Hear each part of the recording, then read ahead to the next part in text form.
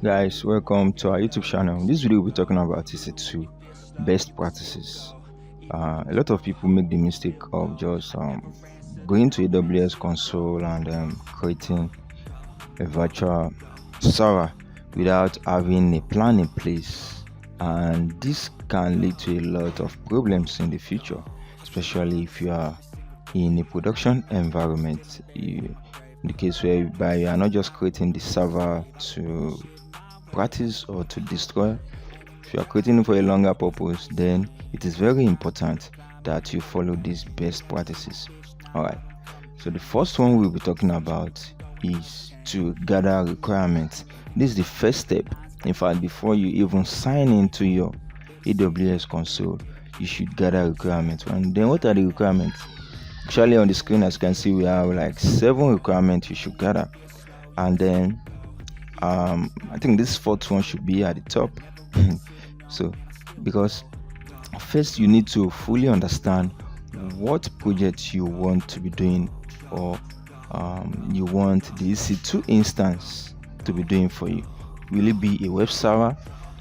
Will it be a DNS server, or whatever service you want to be running on the EC2? You need to know that. The project you want to be doing, you want the EC2 to be doing for you. So you need to take note of that. So after that, then you can decide on the operating system that will best suit the project. So you know that the operating system, then you should think about the size that will be able to cater for that project. The size in this case means the instance type, that is the computer size, the RAM, the CPU. You should think about that. All of this you should know them, maybe on paper or in a record, before signing into your AWS console. Then you can go ahead and then decide the storage, just having a future plan, or like thinking ahead of the kind of things you'll be putting on the machine. So determine your storage out of that. Then you should list out or devise a plan on what the services we need. If you're running a web server, then you are going to need if you are running a web server, then you are going to need a web service and package, maybe CentOS or Apache, depending on the operating system you selected. Talk about all the services that will be running on this EC2. Then decide on the environment you want to put this EC2. Environment in the sense that, before it gets to production, there will be test environment, there will be deployment environment, and so on and so forth. Decide on the kind of environment that you will put this EC2 instance. And lastly, the login user, that is the person that will be signing into this machine. You should note that.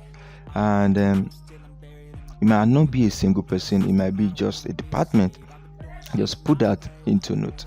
So after gathering your requirement, the next thing you have to do is to create a security group. We'll be talking in depth more on our channel about security group.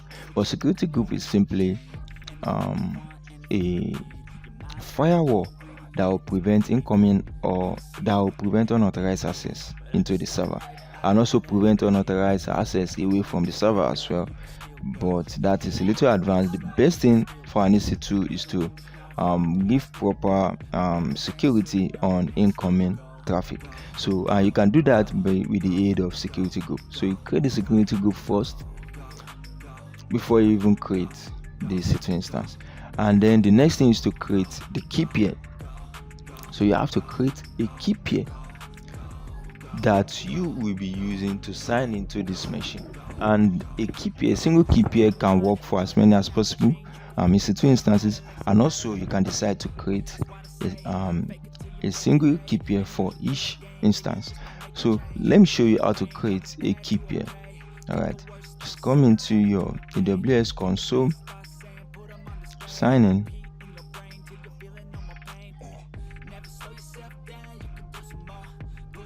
Alright, so I'll be signing in as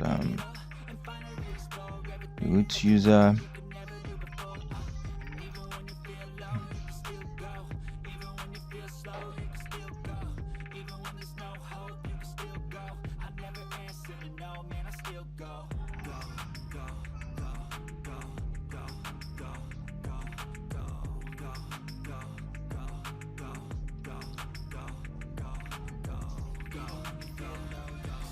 it is important that you use MFA, that is multi-factor authentication.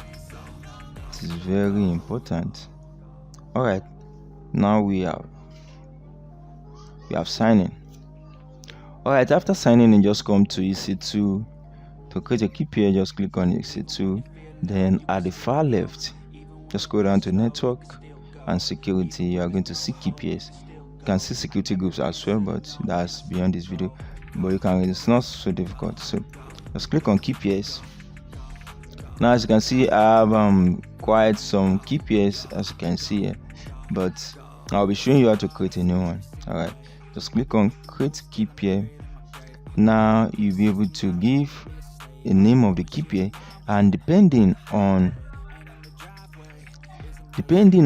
what you have here, you need to give the key pair a proper name. The key pair, so let's say, for example, you want to set up a website. The website name, you give the website name. Let's say the website name is hello. Then you can give the environment where this EC2 instance will reside. Let's say dev environment. Then from there, you can specify the region of this EC2, maybe North Virginia, and then you can specify the person that will be signing in via using this key pair. They can be the can just be the engineers.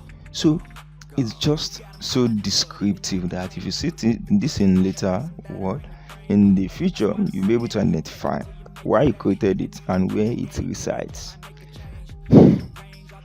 All right, so that is that. The next thing is to select the key pair type. Oftentimes you'll be using the RSA. Then the file format. If the users that will be using this key pair to sign into the EC2 instance wants to use PuTTY to be signing in, then leave it as PPK. But if they intend to be using SSH to sign in into this remote EC2, then you should select PM. Then you can give these additional tags for easy identification later on.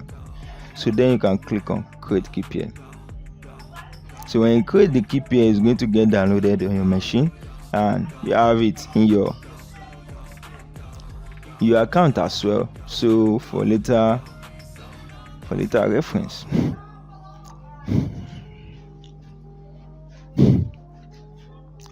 All right, that is how to create a key pair, guys. It's simple and quick. So, and then the last thing you have to do after creating your security group and key pair is to launch the instance.